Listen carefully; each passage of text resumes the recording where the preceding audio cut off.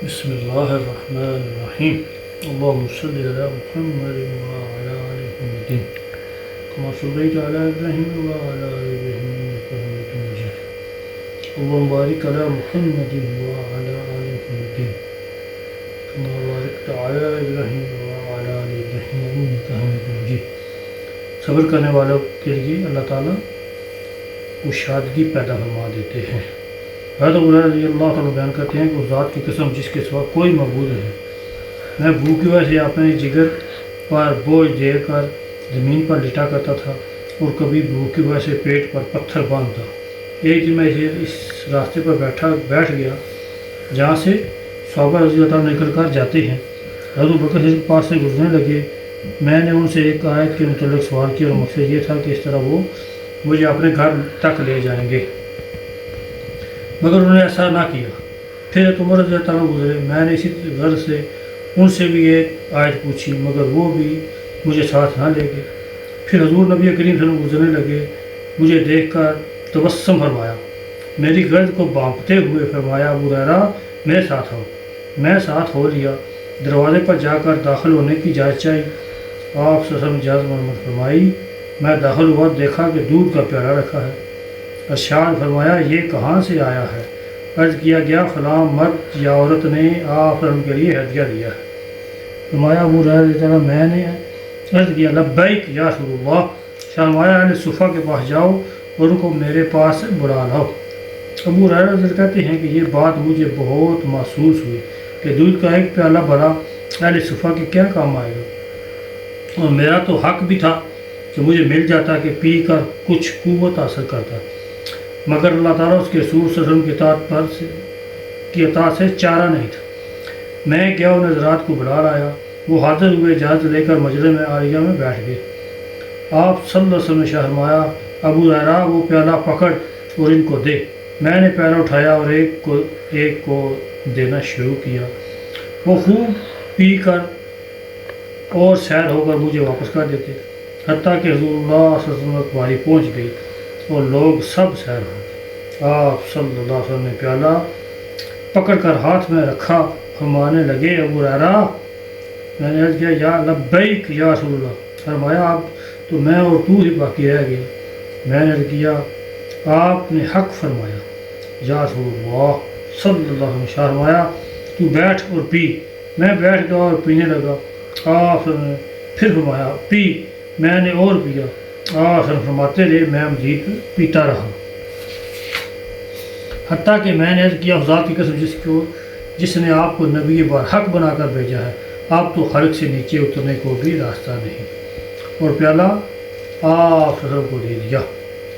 آپ صلی اللہ علیہ وسلم نے فرمایا نے اللہ تعالیٰ کی حمد کہی اور بچا ہوا دودھ پی لیا صلی اللہ علیہ وسلم.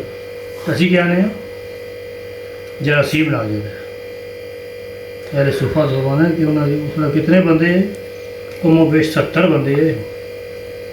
70 اہل صفہ، 71ویں ابو ہریرہ، 72ویں رسول اللہ صلی اللہ علیہ وسلم. تو کسی نے بھی جراثیم نہیں لگیا. یہ ہے صبر کا پھل. کی ہم فرماتے ہیں کہ حضور نبی کریم صلی اللہ علیہ وسلم کے صحابہ نے کفار کے ہاتھوں میں انتہائی سختیاں برداشت کی اور فاقہ وغیرہ کی تکلیف اٹھائیں، مگر ان حضرات نے صبر اختیار کیا، حتیٰ کہ اللہ تعالیٰ نے ان کے لیے کشادگی فرمائی. اور جو بھی صبر کرتا ہے اللہ تعالیٰ اس کے لیے کشادگی پیدا فرماتے ہیں. جیسا کہ عام معروف ہے، صبر کے ساتھ کشادگی ہے اور تنگی کے ساتھ آسانی ہے.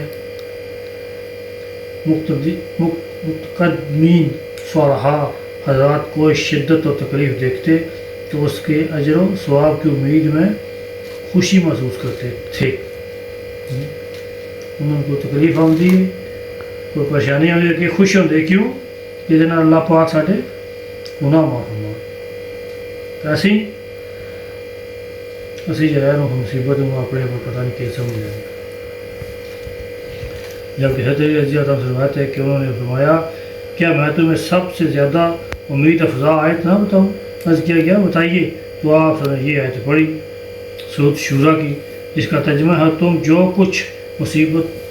جو کچھ مصیبت پہنچتی ہے وہ تمہارے ہاتھوں کے کیے ہوئے کاموں سے ہے، اور بہت سی باتوں سے تو درگزر ہی کر دیتے ہیں۔ معلوم ہوا کہ دنیا میں مصیبتیں گناہوں کی وجہ سے آتی ہیں، تو جب اللہ تعالیٰ کسی کو دنیا میں سزا دیتا ہے تو اس کی شان سے بعید ہے کسی کو دوبارہ سزا دے، اور جب دنیا میں کسی کو معاف فرما دیا تو اس کی شان سے بعید ہے کہ پھر قیامت میں سزا دینے لگے۔ حضرت عائشہ رضی اللہ تعالیٰ سے روایت ہے کہ رسول اللہ صلی اللہ علیہ وآلہ وسلم نے فرمایا، مومن پر جو مصیبت بھی آتی ہے، حتیٰ کہ کانٹا لگنے کی تکلیف محسوس ہو یا اس سے بھی ہلکی تکلیف پہنچے، تو اللہ تعالیٰ اس کے عوض میں اس بندے کے گناہ معاف فرما دیتے ہیں۔ یہ اللہ پاک کی شان ہے، اپنے بندے نو کسی حال دے بھی خالی نہیں پہنچا دے، لٹا دے۔ اس واسطے صبر نال تے عمل نال زندگی گزاراں گے، اس دا فائدہ کتھا سی؟ دنیا دے وچ بھی تے آخرت دے وچ بھی۔ ذرا گل دے پر سر دے پر باواں چاڑ لینی، یہ اللہ نوں ناپسند ہے۔ اللہ پاک اسے نوں رماندے نے یا تکلیف دکھ دینے جنہاں اللہ پاک تک نوں پتہ ہو یہ انہاں چیزاں نوں برداشت کر لگدا۔ اللہ پاک کسی دے پر بھی اس دی قوت کی زیادہ بوجھ نہیں پاندے۔ اللہ پاک سانوں اس گل دا یقین نصیب فرما دے۔ تے یقین واسطے یقین دی محنت دی لوڑ ہے۔ تے یقین دی محنت کتھے ہوندی ہے؟